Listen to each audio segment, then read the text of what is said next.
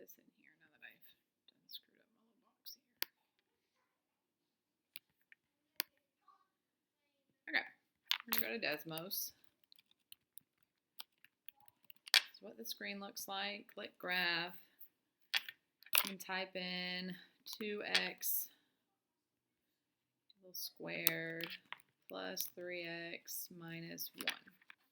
What this does is it graphs your quadratic for you. Shrink that. And you can use this plus and minus here to zoom in, zoom out. I use my mouse. But if you look at this quadratic, it gives you some points here. So if I click here, here, those are roots. So it actually gives me those root values. And we can find that by factoring or the quadratic formula. This is clearly not factorable because of these decimal answers.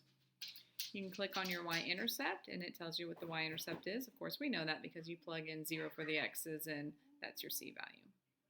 You can click the vertex and it tells you what the vertex value is. So we can find that by doing negative b over 2a. Take your x coordinate, plug it in for the x's, and that would provide you your y coordinate. So this is an easy tool to use to check your answers. I still have my students show their work, but definitely go to Desmos, graph it, click on these 4 points, and then that way it'll tell you if your answers are correct or not. So I can just change some numbers here.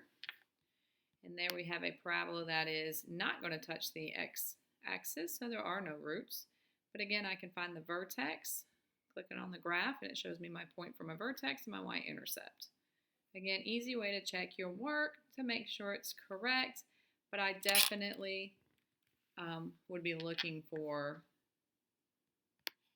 formulas with numbers plugged in and all that good stuff. Again, y-intercept, vertex, root, root.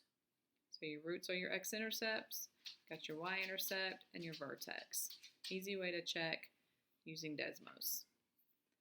And that is all I have for you.